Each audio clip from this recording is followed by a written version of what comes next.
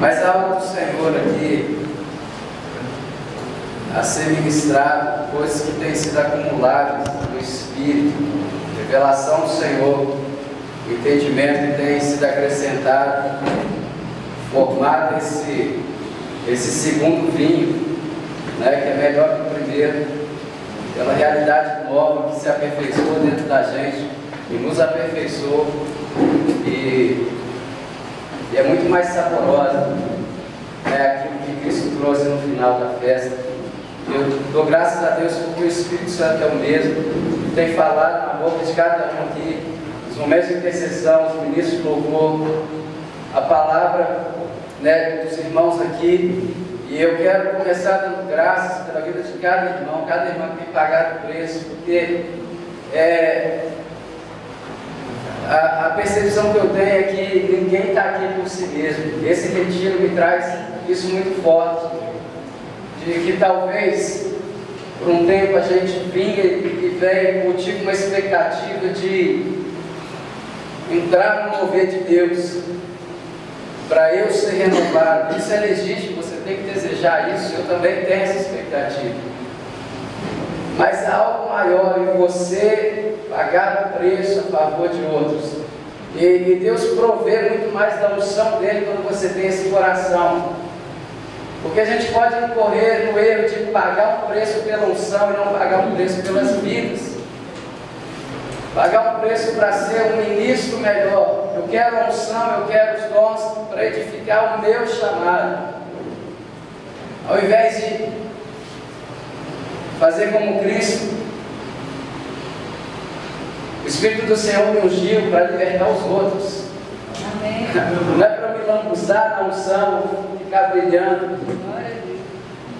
É como o Esther, ontem Deus trouxe, na verdade, nessa madrugada, uma palavra profética, aquele embelezamento de Esther, de ficar dias e dias sendo encoberta de perfume para entrar na presença do rei por causa do povo.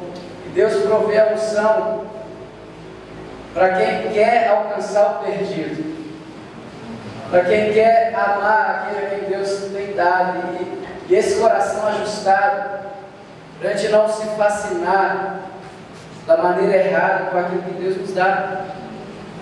E parte disso é a palavra para esse tempo. Nós temos experimentado os dons, eu dou graças a Deus por isso, o poder de maneira simples, de maneira consistente, de cada irmão sendo despertado, sendo encorajado a se mover. Agora, a palavra que eu ouço do Senhor é que Ele nos passa a mostrar um caminho excelente. E depois que Ele fala, né, Ele descreve o amor e sempre que falar algum desavisado que amor não é dom espiritual, é fruto do Espírito, e são realidades diferentes. Então, você operar nos dons sem o fruto pode ser uma grande devastação na igreja. Mas também ter só o fruto e não ter o dom, você não vai alcançar nada. Mas há um caminho excelente sendo trilhado. E eu dou graças a Deus por uma igreja que está sendo edificada. E uma expressão que Deus traz lá do livro 1 Reis, sobre a edificação do santuário, sobre a edificação do templo, em que as pedras eram encaixadas, né, quando Salomão foi estabelecer o templo, e não se ouvia barulho da construção, porque as pedras eram encaixadas. Isso me traz a memória a palavra do Senhor Jesus, que há um reino que está embaixo do nariz dos fariseus, eles não estão vendo a obra de Deus, mas Deus está dando o reino dele aos pequeninos, não com a zoada do barulho, não com a aparência, mas há um santuário sendo edificado na vida de cada um, de cada pedra que tem sido posicionada no lugar onde Deus te preparou para estar. É esse silêncio da obra de Deus como aquela medida de fermento que, não o fermento dos fariseus, mas quando Jesus se refere ao rei, uma medida de fermento que influencia toda a massa. E o fermento não influencia a massa no grito, ele influencia na presença. E aí é um negócio, não é na base da propaganda, é na essência, é na fragrância de Cristo. Eu dou graças a Deus, eu preciso ser grato a Deus. Tem aqui um irmão, fruto da casa de paz, um discípulo da paz aqui, que foi tocado por um milagre de Deus na célula.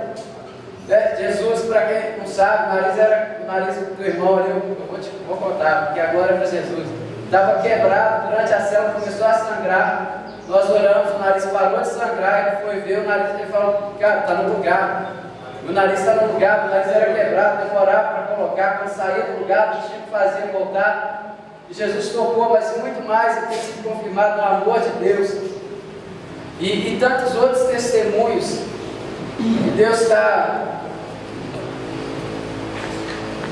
mantendo aquela palavra de que o reino de Deus não vem invisível à aparência, mas ele vem manifestando uma essência dentro daqueles que são do reino.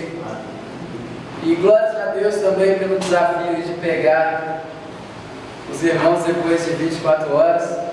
Aí vamos ver quem vai sobreviver à pregação, né?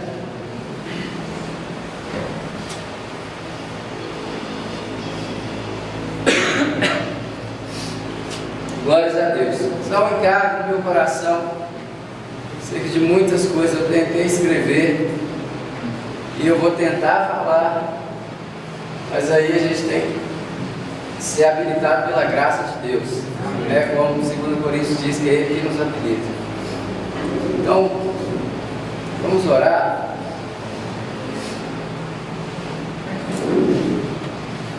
Até medo de pedir para fechar o olho, né? Então, assim, se for, não volta mais. Fala, Jesus é a ressurreição e a vida. Desperta tu que dormes, tu que está pretendendo dormir, nem sonhe com isso. Amém. Eu vou fechar o olho com teus pés. Senhor Deus, graças, graças, graças por Cristo Jesus. Pai, porque nós temos acesso e graças no amado. Graças porque é o Senhor quem nos habilita a sermos ministros de uma nova aliança. E não que nós, a nossa capacidade, tenhamos, ó Deus, esse entendimento das coisas espirituais, mas o Senhor nos habilitou para ministrar debaixo dessa aliança, ó Deus, da aliança do Espírito e da vida, não do ministério da condenação, mas o ministério da justiça. E eu quero ser revestido desse ministério. Eu quero ser revestido de Cristo, da justiça dele.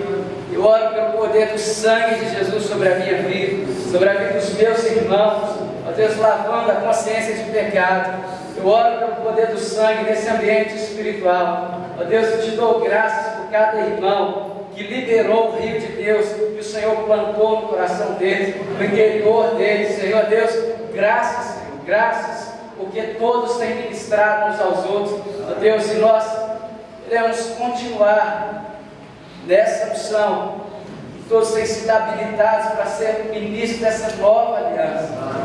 Deus, eu preciso da graça do Senhor, dar-me sabedoria, lucidez, entendimento, ó Pai, para transmitir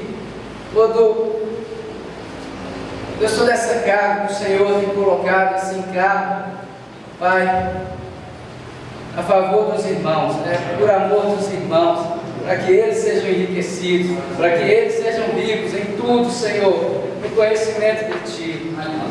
Em nome de Jesus, eu clamo que a unção do Santo nos guia a toda a verdade. Em nome de Jesus, graças a Deus. Amém. Glória a Deus. Glória a Deus, que a gente começa a falar dele, de Jesus,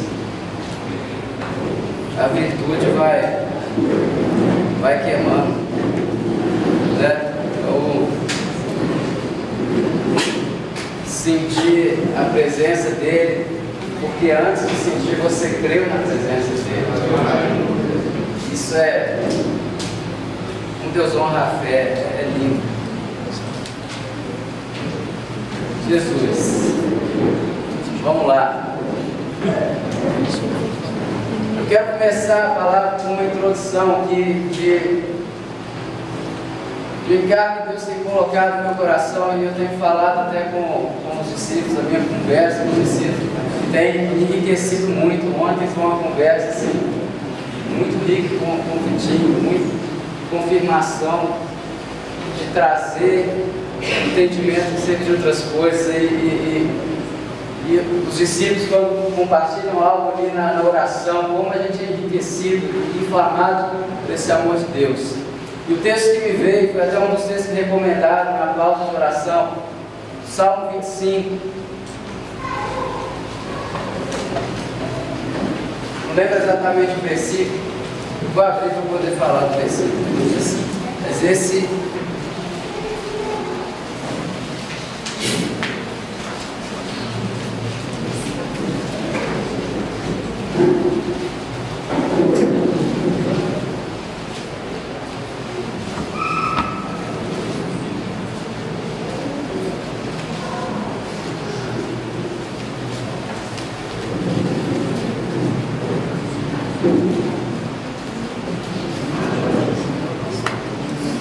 Versículo 14 diz: a intimidade do Senhor é para os que o temem, aos quais dará a conhecer a sua aliança.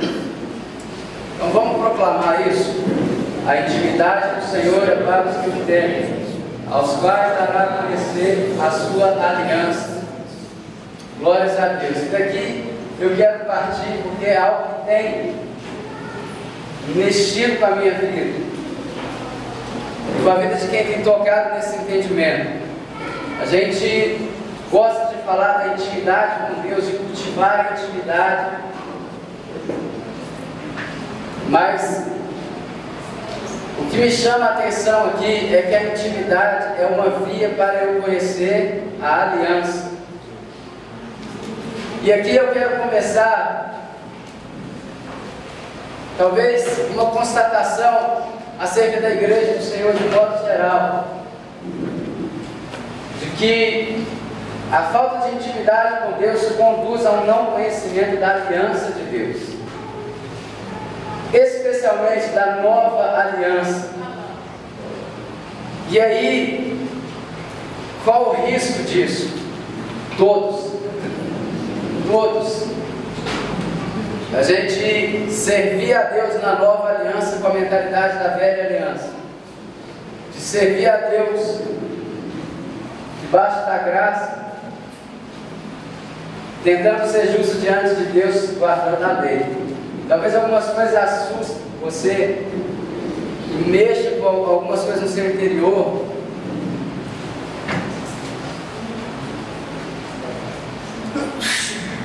Mas há um chamado a conhecer a aliança de Deus, a nova aliança. E para você conhecer também a novidade da nova aliança, você tem que conhecer a antiga aliança, né? Eu não quero destituir o Antigo Testamento, porque é ele quem testifica. Jesus fala: vocês julgam que pretendem achar a vida eterna no meio das Escrituras, mas são elas que testificam de mim. A vida eterna estava na frente deles, mas o véu de tentar agradar a Deus fora de um relacionamento com Deus, apenas cumprindo mandamentos, não permitiu que eles acessassem a vida de Deus. E essa falta de conhecimento da nova aliança traz, assim, implicações desastrosas e afirmações desastrosas, entendimentos desastrosos, porque a maneira que a gente vive é definida pela maneira que a gente crê. Não existe fé neutra, não existe doutrina neutra. E se você crê de maneira errada, você vai viver de maneira errada. E aí, se entende a graça e a nova aliança de maneira errada, a gente vai ouvir aquela associação assim, baixa, de que a graça é indolência, é frouxidão, e de que a lei é disciplina, que a lei é que a firmeza, e nada disso é a realidade da nova aliança. O exemplo disso, e eu creio que eu fui posicionado aqui para corrigir algumas coisas também, amém? Amém. Se Deus dá um ministério, eu tenho que ser fiel. até de afirmações, entendo que é bom, né, que você jogou a respeito disso, mas esse tipo de afirmação de que a graça é indolência, conduz à libertinagem, sem ao risco mas justamente por não entender a graça de Deus. E aí, quando se fala que Deus também tem ira para nos disciplinar, isso não é verdade.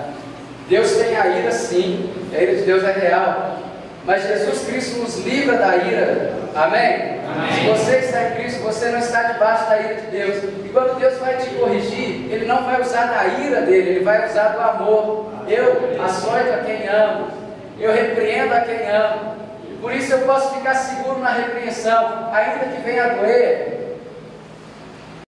Porque eu vejo muita gente estabelecendo sobre os santos a ira de Deus ainda. Então você tem uma inversão bizarra e demoníaca, em que você tem justos vivendo debaixo de condenação e gente condenada pensando que está em paz com Deus, por não entender a realidade da nova aliança e por não saber transmitir o que é a graça de Deus, essa confiança na graça de Deus, essa fé.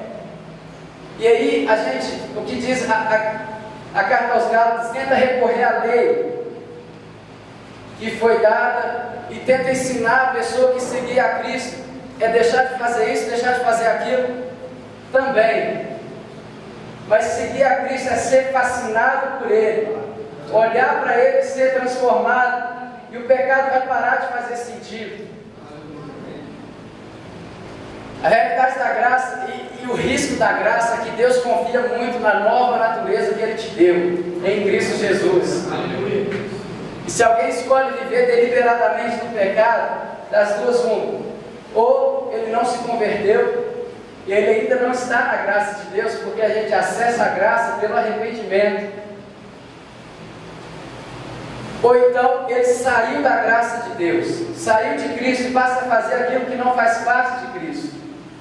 Por isso eu quero te chamar para essa confiança em Deus e tirar você debaixo do ministério da condenação, porque lei e graça pode ser bastante arriscado que eu vou falar, mas a lei aqui que eu me refiro como a forma de mandamento do Antigo Testamento, lei e graça não andam juntas.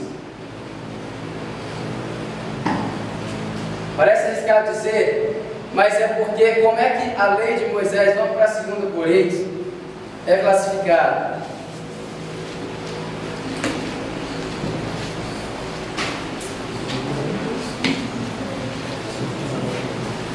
Segundo Coríntios 3,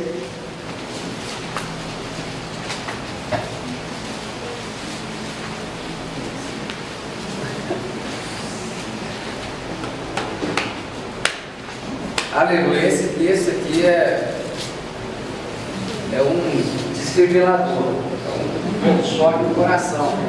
Começa a bater esse compassado, esse texto dá um murro nos peitos, e seu coração volta para Jesus, entender da suficiência dele, e do seu chamado nele.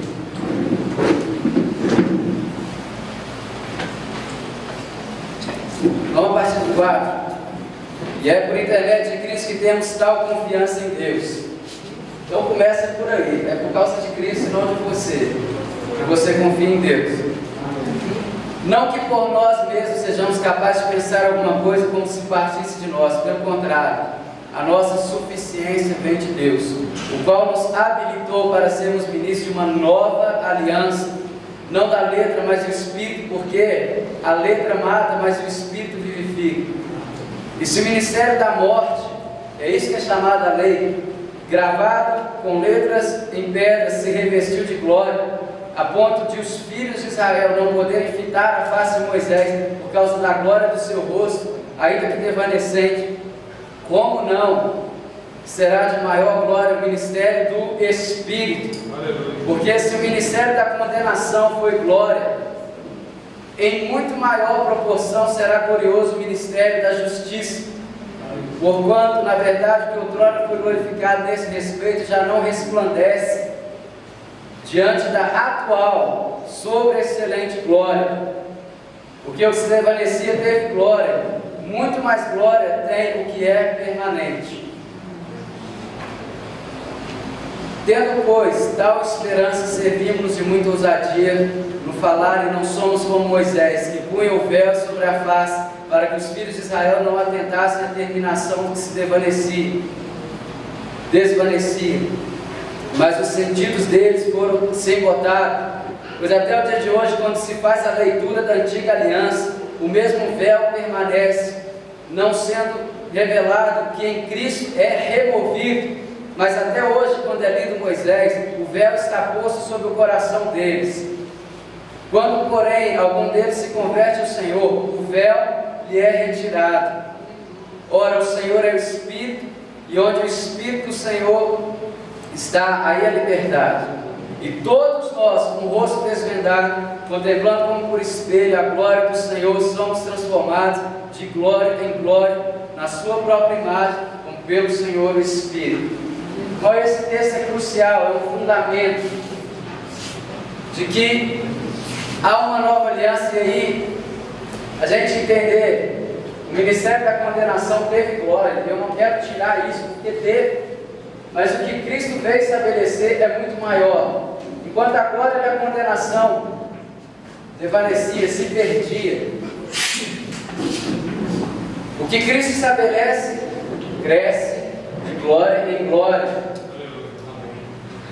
E eu quero, o meu desejo é que o Espírito Santo traga essas realidades ao seu coração como uma revelação no Espírito. E aí, isso pode parecer muito místico, distante, subjetivo talvez, mas quantos crentes você encontra que se sentem indignos, eternamente indignos diante de Deus, eternamente indignos de realizar a obra de Deus, porque eles têm plena consciência do pecado, mas nenhuma consciência da justiça de Deus. Você quer ver um texto que todo mundo aqui vai saber? Porque todos pecaram e todos pecaram. Mas o que diz o seguinte? Ninguém lembra. Sendo justificado gratuitamente por sua graça em Cristo Jesus. A gente cultiva a consciência de pecado, o como pecador, o como os seus desmandos te definiram ao longo da vida, e o como destituído da glória você foi por causa de uma experiência que você teve. Agora, e se a gente resolver crer no que Jesus fez? Parece muita tolice falar isso para crente, mas parece que aqui também que isso faz todo sentido, porque você quer ver um sentido muito prático. Às vezes você pede para o irmão para orar por alguém. O primeiro pensamento que vem é que ele é indigno de fazer isso. Quem nunca passou por isso? Às vezes na célula, você chama o irmão para orar e não é nem aquela questão do temor dele não saber articular bem alguma coisa, ele não se sentir confortável, mas muita gente continua revestido do ministério da condenação, continua debaixo desse véu. E aí que está a doideira, né? A gente fala além do véu. Jesus rasgou o véu, ele consagrou o caminho através do véu, e o véu representava a carne dele, que foi rasgada a nosso favor, para que eu e você acessássemos a Deus Pai. Amém? Agora, o véu do santuário está rasgado, mas o véu que tenta permanecer é o véu sobre a nossa face, de crentes tão doutrinados a pensarem em si mesmos, a pensarem sempre no que você fez de errado, ao invés de encontrar graça no Senhor. E há um lugar para exortação, e se alguém está endurecido, a gente precisa sim mostrar, por causa da imaturidade, a pessoa não entender ainda uma realidade do pecado. Mas se eu apresentar isso diante da lei, isso vai ser suficiente para justificar a vida dele. E João 1,12 diz, desse que eu sempre falo, A lei foi dada por intermédio de Moisés, a graça e a verdade foram dados, vieram por meio de Jesus. Duas alianças diferentes. Quem ouviu a palavra lá no sábado sobre João Batista, olha o risco de você viver a nova aliança encoberta pela antiga aliança. Por falta de intimidade com o Espírito Santo, a lei foi dada na forma de mandamento para quem não tinha o Espírito. E por quê? Porque eles rejeitaram receber o Espírito. E no momento em que Deus falou, eu quero que todos venham para o monte, todos sejam sacerdotes, e eles falam para Moisés: Moisés, não, vai com você fala com Deus, Deus fala com você, e tudo que você falar para a gente fazer, a gente vai fazer. Aí se instalou a maldição da lei, em que Deus passou a recompensar o povo por causa da performance deles. Simplesmente, para que serviu a lei? Para mostrar a necessidade de um Salvador, de que o homem não pode ser justo fora do relacionamento com Deus, ele não pode ser justificado fora da intimidade com o Espírito. Então você pode explicar e mandar: não faz isso, não faz aquilo, faz isso, faz aquilo, e sem a intimidade com o Espírito, a nova aliança nunca vai ser revelada. E quais são, eu vou falar algumas diferenças da antiga e da nova aliança.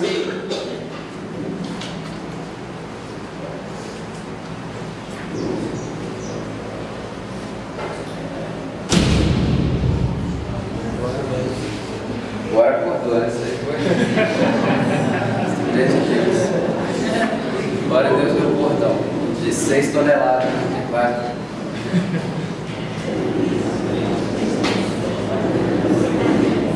Então,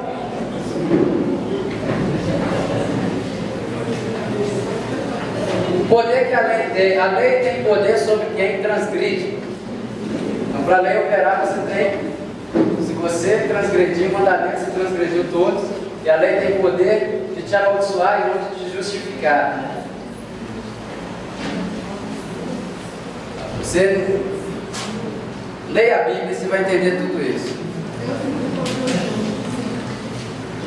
Enquanto a graça tem o poder de te redimir, de te dar uma nova natureza, a partir de um relacionamento com o Espírito Santo, dele imprimir caráter de Cristo, poder de Cristo na sua vida. E aí, você quer ver um exemplo de como Jesus era a graça manifesta no meio dos homens? Ele veio cheio de graça e verdade. Olha para os sacerdotes do Antigo Testamento. Se um leproso tocasse, se alguém com fluxo de sangue tocasse o sacerdote do Antigo Testamento, o sacerdote era impuro até o fim do dia, ele não podia chegar à presença de Deus. Isso é o que a lei diz. Agora, a graça em Jesus Cristo, Jesus está andando, uma mulher com fluxo de sangue toca nele, ela que é curada. A lei vive nessa preocupação de não se contaminar quando eu tocar o pecador. A graça tem o poder de santificar o pecador. Isso é muito diferente. O que a lei previa para o adultério, a mulher adulta, o apedrejamento. Jesus se posicionou a favor dela e disse: onde estão os teus acusadores? Ele falou: Senhor, vazaram. E ele falou: nem eu te condeno, vá e não peques mais.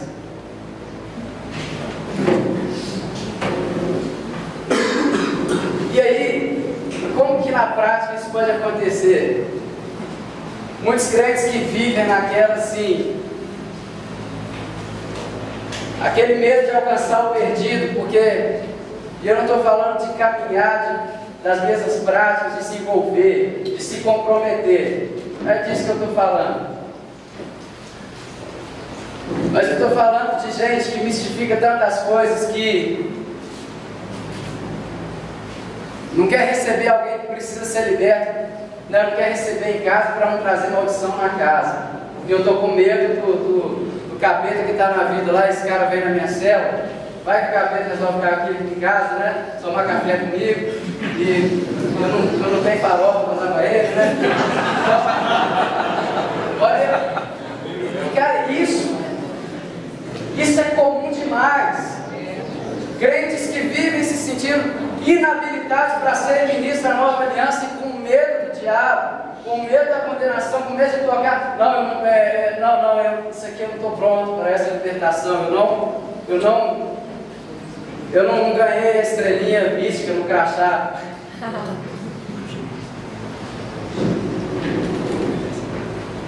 E aí fica aquele crente: não, esse pecador está atrapalhando a minha atmosfera de glória. Esse pecador não tem fome por Deus, ele está atrapalhando esse ambiente da unção. Não. Isso é comum demais. Isso é comum demais. Talvez no seu coração isso já tenha passado. No meu coração, pela falta de entendimento, no início da caminhada, aquele medo, talvez um zelo sem entendimento, que te deixa estúpido com as pessoas. Isso eu ainda estou melhorando, mas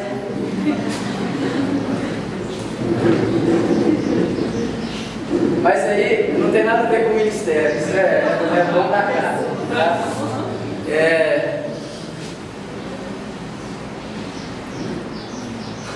Glória a Deus, Jesus me ama. E aí você vê o ministério da lei, como por exemplo, e como é celebrado esse discurso de João Batista.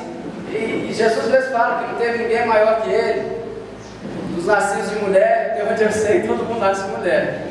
Glória a Deus. Agora, logo em seguida ele fala que o menor no reino é maior do que João. Parece que a gente esquece dessa segunda parte. Jesus fala: o reino já veio, o reino está em vocês. O seu chamado é maior do que o de João. A gente bate muito nessa terra. Mas eu quero falar João como o último profeta da lei. Fazia o que a lei faz: demandar coisas de você que ela não é capaz de te suprir para cumprir. Produzir frutos dignos de arrependimento. Aí ele falava que eu vos batizo para arrependimento com água, mas depois de mim vem o que é maior do que eu e vos batizará com o Espírito e com fogo. Agora olha que interessante, que o fruto que João pedia só era capaz de ser gerado pela comunhão com o Espírito. O fruto é de quê? O fruto do Espírito Santo. E João, como figura da lei, não era capaz de dar o Espírito, mas ele te cobrava que você frutificasse aquilo que o Espírito, só o Espírito é capaz de fazer. Então veio aquele que é maior, o da nova aliança, e nos habilita para frutificar para Deus. Esse fruto de justiça em Deus. Por isso Jesus tem que ser o referencial. Glória a Deus pelos grandes homens de Deus da palavra. Mas Jesus não pode ser colocado ao lado deles. Muitas vezes é uma tentação, né? Como Pedro no Monte da Transfiguração.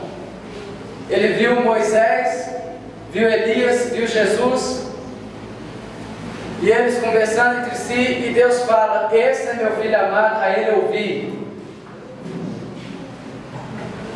Tem Moisés e tem Elias e tem Jesus. Deus fala para a gente ouvir Jesus. Só que a tentação de Pedro: Senhor, pôr essa palavra. Vamos construir uma tenda para Moisés, para Elias e uma para o Senhor. Vamos pôr todo mundo aqui do mesmo lado.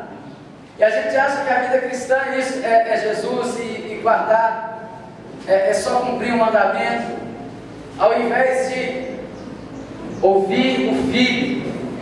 E o livro de Hebreus começa assim: havendo Deus outrora falado de muitas maneiras, nos primeiros tempos aos pais, pelos profetas, a nós, porém, nesses últimos dias, nos falou pelo Filho, a quem constituiu herdeiro sobre todas as coisas, e por meio de quem criou o universo. Aleluias! Deus proveu o Filho para falar comigo, porque Ele quer me fazer filho. Então essa diferença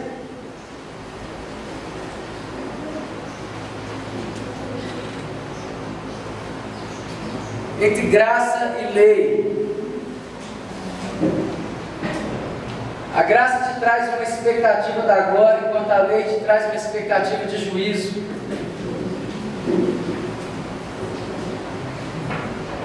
Isso é muito sério, cansar de ver irmãos vivendo debaixo de condenação, sendo que você conhece a sinceridade da conversão deles, você conhece a sinceridade com que eles servem a Deus, mas eles continuam se vendo inaptos. E eu falo isso, né? A gente sempre corre o risco de que alguém que não se arrependeu ouça isso e é minha graça. Eu não estou preocupado em que alguém que não entenda a graça tente deturpar, porque a graça não vai mudar por causa de quem está errado.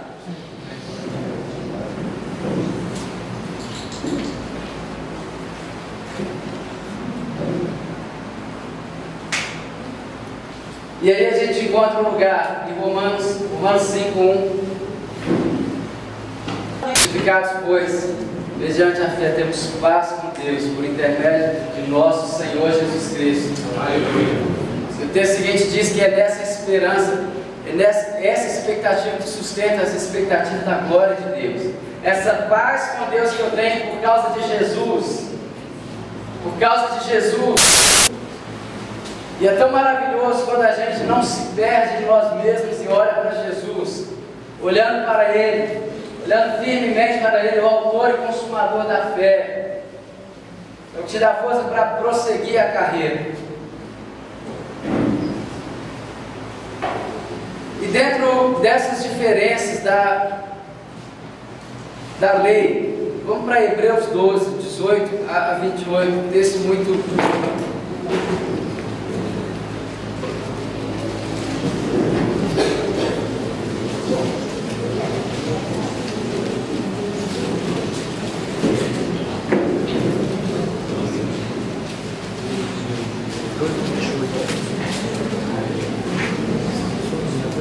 Hebreus 12.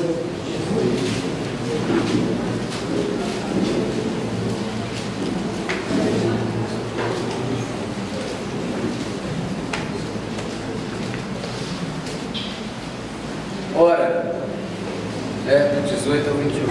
Ora, não tendes chegado ao fogo palpável e ardente, à escuridão e às trevas e à tempestade, e ao clangor da trombeta, e ao som de palavras tais, e quantos ouviram suplicaram que não se lhes falasse mais, pois já não suportavam o que lhes era ordenado. O mesmo povo que pediu, fugiu do relacionamento e pediu o mandamento, já não aguentava ouvir o que lhes era ordenado. Até um animal, se tocar no monte, será apedrejado. Na verdade, de tal modo era horrível o espetáculo que Moisés disse: sinto-me aterrado e tremo. Mas tendes chegado ao monte Sião, e à cidade do Deus vivo, a Jerusalém celestial, e as incontáveis hostes de anjos, e a universal assembleia, e a igreja dos primogênitos arrolados no céu, e a Deus juiz de todos, e aos espíritos dos justos aperfeiçoados, e a Jesus, mediador da nova aliança, e ao sangue da aspersão, que fala coisas superiores ao que fala o próprio Abel. Tende cuidado, não recuseis ao que fala, pois se não escaparam aqueles que recusaram ouvir quem divinamente os advertia sobre a terra, muito menos nós, os que nos desviamos daquele que dos céus nos adverte, aquele cuja voz abalou então a terra. Agora, porém, ele promete dizendo: ainda uma vez por todas, farei abalar não só a terra, mas também o céu. Ora, esta palavra, ainda uma vez por todas, significa a remoção das coisas abaladas que tinham sido feitas, para que as coisas que não são abaladas permaneçam. Por isso, recebendo nós um reino inabalável, retenhamos a graça pela qual sirvamos a Deus de modo agradável, com reverência e santo temor, porque nosso Deus é fogo consumidor. É interessante você ver que a graça de Deus, né, como diz em título, a graça de Deus se mostrou salvadora a todos os homens, educando-nos para que, renegadas as paixões, nós vivamos de maneira pura, santa e piedosa diante de Deus. A graça é suficiente para te habilitar a viver diante de Deus. Essa confiança na graça de Deus, de reter a graça. E no início da carta aos Colossenses, uma coisa tremenda, até um comentário que o Vitinho fez ontem, uma conversa de que como a igreja dos Colossenses prosperaram no momento em que eles receberam a graça de Deus, entenderam a graça de Deus. E aí parece que a gente costuma entender a graça de Deus como o máximo que ela fez foi Deus não dar uma matada na gente. Que a gente é ruim, mas agora você fica esperto. Porque vai se errar de novo, já sabe. O chamado da graça é permanecer na confiança, permanecer na fé, permanecer na pessoa de Cristo, no relacionamento com Deus. E isso te habilitar a agradar a Deus por causa de Cristo. Só o Senhor é Deus. Amarás, pois, o Senhor teu Deus de todo o teu coração, de toda a tua alma, todo o teu entendimento, toda a tua força. Também é uma expressão que a gente encontra. Agora, o amor do povo a Deus era o fundamento da antiga aliança. E enquanto a nova aliança, Deus te amou primeiro. Isso é um fundamento muito mais seguro, muito maior do que o fundamento da antiga aliança. Por quê? A palavra diz que Moisés, como servo, ele foi fiel, né? Na visão que ele recebeu e passar, e ele passou a informação de um servo querendo agradar a Deus. Mas Cristo, porém, como filho, na sua casa, a qual casa somos nós, se conservarmos a alegria e a exultação da esperança que tivemos quando no princípio cremos. Então a lei era fundamentada em um servo, na capacidade de um servo em agradar a Deus. E a lei te manda amar a Deus.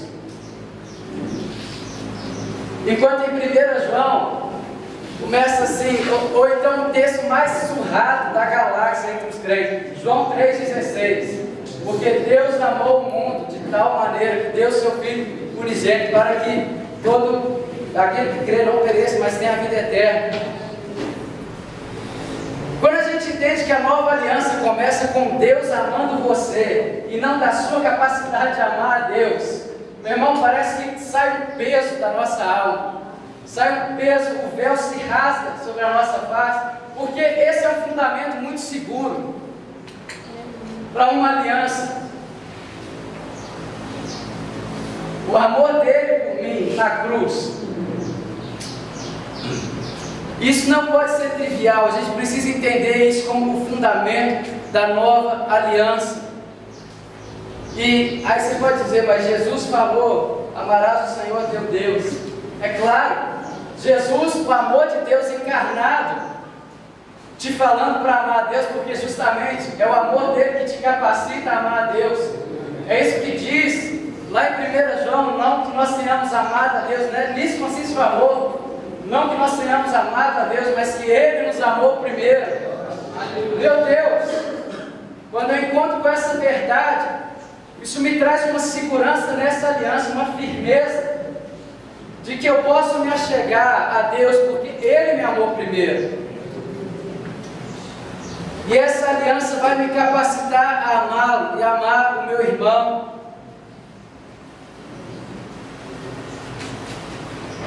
E o texto, vamos para Efésios 3, que é um texto que a gente já leu e a gente já baseou alguns temas, os retiros nele.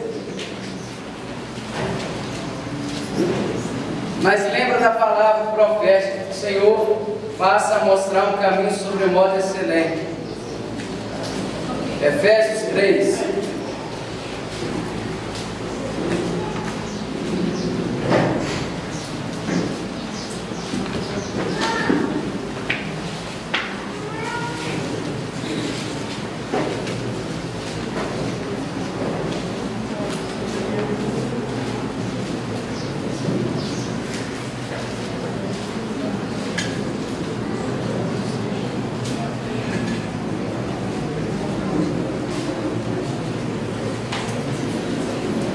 Vamos ler então a partir do 14.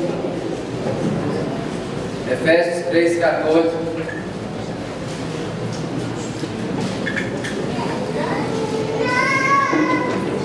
Amém? Por essa causa me ponho de joelhos diante do Pai, de quem toma o nome toda a família, tanto no céu como sobre a terra, para que, segundo a riqueza da sua glória, vos conceda que sejais fortalecidos com poder, mediante o seu Espírito no homem interior. E assim habite Cristo em vosso coração pela fé, estando vós arraigados e alicerçados em amor, a fim de poderes compreender com todos os santos qual é a largura, o comprimento e a altura e a profundidade, conhecer o amor de Cristo que excede a todo entendimento, para que sejais tomados de toda a plenitude de Deus. Ora, aquele que é poderoso para fazer infinitamente mais do que tudo quanto pedimos ou pensamos, conforme o seu poder que opera em nós, a Ele seja a glória na Igreja em Cristo Jesus, por todas as gerações, para todos sempre. Amém.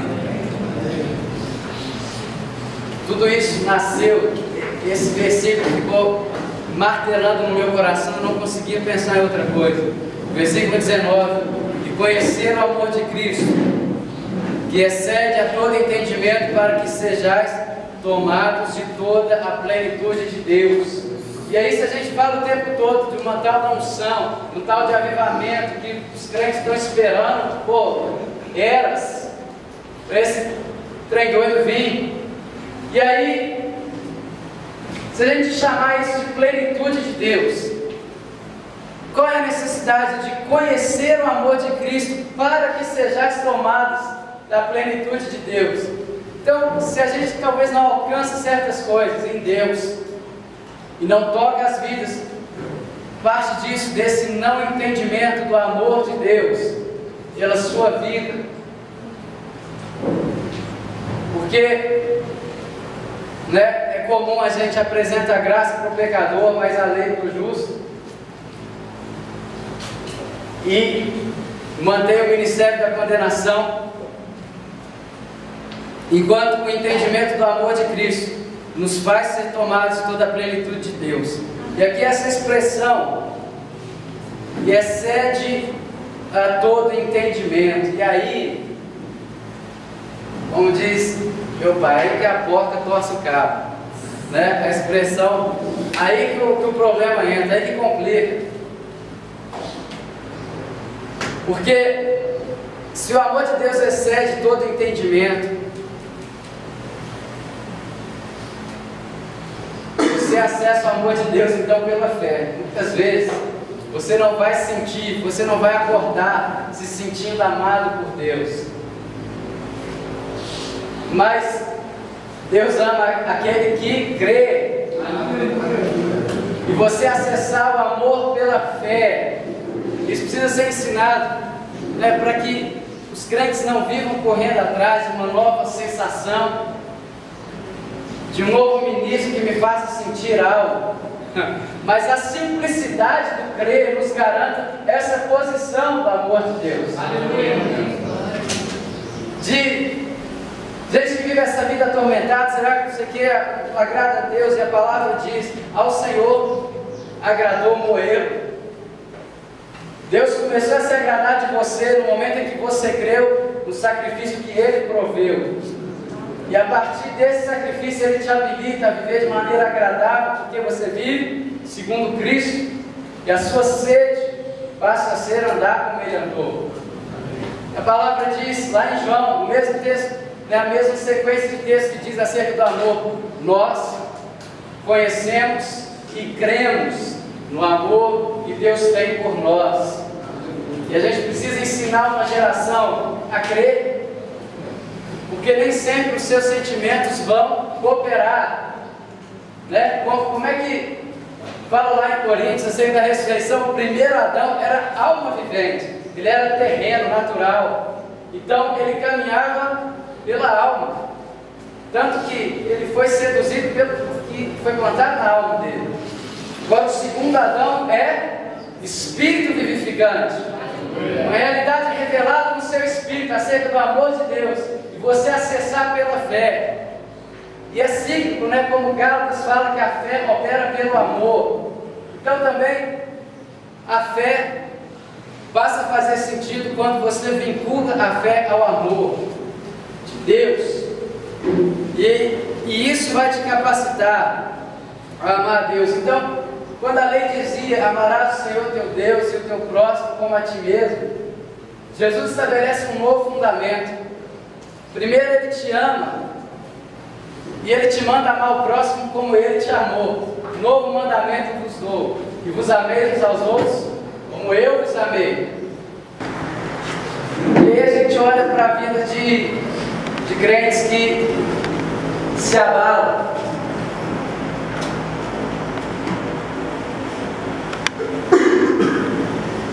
E se acontece alguma coisa errada no dia, onde está o Senhor, Deus de Israel? Cadê o teu amor por mim? Quem nunca passou por isso? Quem nunca foi tentado nisso? E aí a fé passa a ser um veículo para a gente viver mais tranquilo ao invés de manifestar Cristo. E agora um crente, e eu quero que você olhe para a vida de João. Qual que é o apelido que João recebe no Evangelho? Alguém pode falar por todo mundo? O discípulo amado. Olha que tremendo isso. Agora o mais legal é que o dia que eu percebi isso, depois que eu fui ouvir isso sendo confirmado por outros pregadores, o dia que eu percebi que João é o discípulo amado no Evangelho que João escreveu. Né? Os outros. E aí você fala, que presunção, cara, que marrento. E a gente às vezes, nossa, João, eu quero ser como o discípulo amado. Aí eu correu assim, por que disso? E ouvindo outros ministros, me veio isso que era uma suspeita, foi confirmado. João certamente era alguém seguro no amor de Deus. O apóstolo João. Você quer ver o efeito disso? Na hora que o pau quebrou, né, que Pedro falou, Jesus, eu morro por ti. Né? Eu não condeno Pedro porque ele podia até não morrer, mas matar ele garantia, né? Jesus, vai entrar na briga, Jesus, você segura eu lá. Mas no momento ele temeu, se sentiu seguro e vazou. E os outros também. Mas na crucificação, quem que estava lá? O Joãozinho. Estava o João ao lado de Maria, né? A mãe do Senhor, que gerou, né, o ente santo. E Jesus confia a ele o chamado. Olha o que a segurança no amor de Deus faz. Te faz comparecer, cara, em momentos de perseguição máxima. Te faz não amar sua própria vida. E se de repente nós, como igreja, nos tornarmos tão conscientes do amor de Deus e não ficar esperando o amor do irmão, eu preciso do irmão até certo ponto, mas aquela maturidade, irmão, se falta amor daí, aqui sobra. Então não vai ser por causa da sua falta que eu vou te abandonar. Tendo amado os seus, amor até o fim. E se a gente for tão convencido do amor de Deus, que os milímetros não vão prosperar, porque Deus me ama, e está bom. Se meu irmão entender o amor dele, de Deus por ele, ele também vai ser levado a me amar, mas eu não preciso disso para sobreviver. E aí, é aquela expectativa em lugares errados, aquela segurança em fundamentos frágeis de viver o Evangelho na minha performance, ao invés do amor com que Ele me amou. Isso me habilitar a amar a Deus sobre todas as coisas e amar o próximo como Ele me amou. E de repente você vê esse apóstolo João consolando a igreja, tendo essa revelação acerca do amor de Deus, recebendo o João que estava presente na crucificação, seguro do amor de Deus. Foi o João que viu também o Cristo glorificado.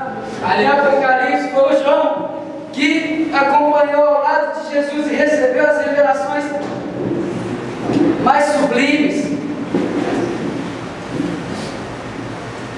A revelação final da glória do Senhor.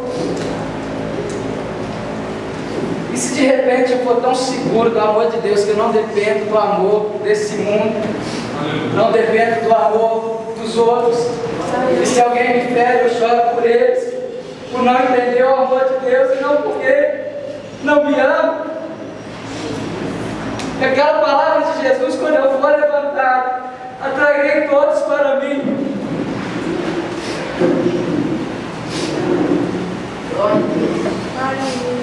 Essa palavra, como 2 Coríntios 5 diz, o amor de Cristo nos constrange, julgando nós isso como morreu, logo todos morreram, para que os que vivem não vivam mais para si mesmos, mas vivam por aqueles que por eles morreu e ressuscitou.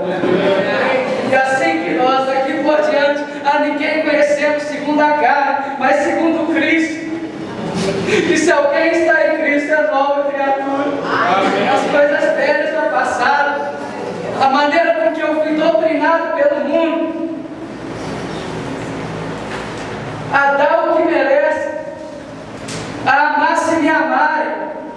É isso que o mundo te ensinou.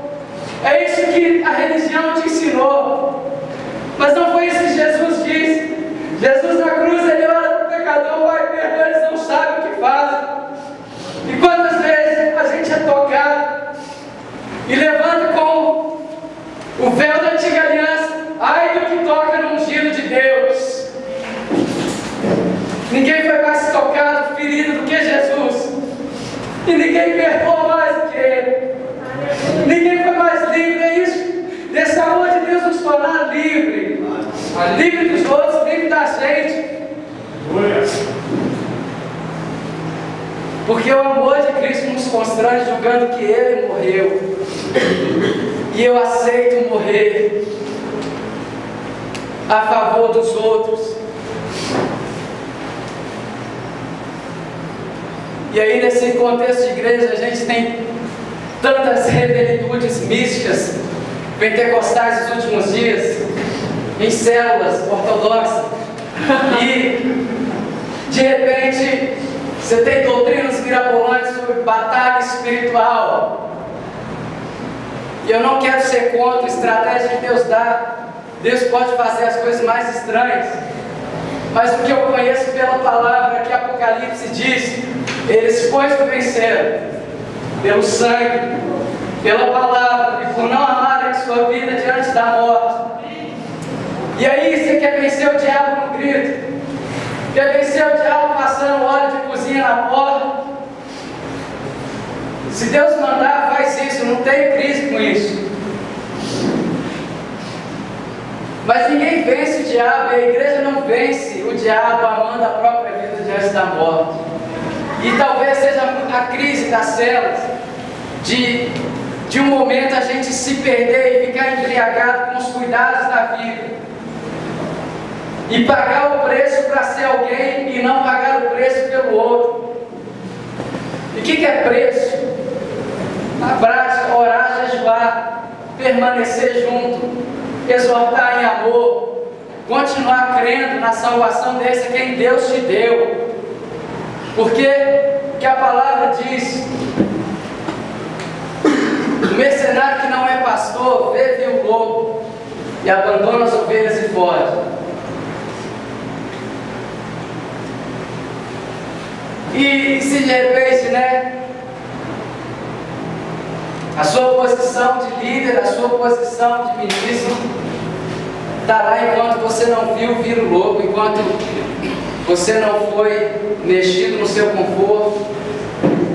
Porque se precisar abrir mão das vidas para salvar o meu lindo chamado,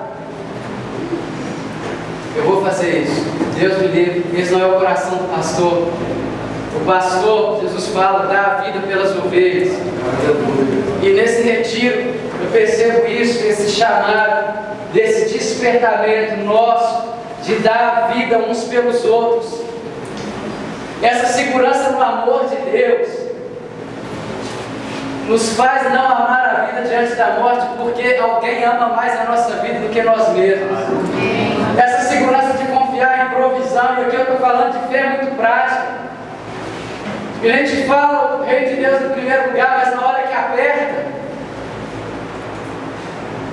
tchau para o reino de Deus, e eu tenho que fazer isso e aquilo e tal, e eu negocio o compromisso da célula, eu negocio o discipulado, eu negocio o chamado a servir.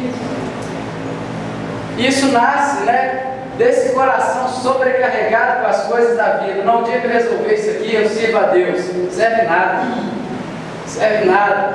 Você não criar essa consistência aqui na turbulência.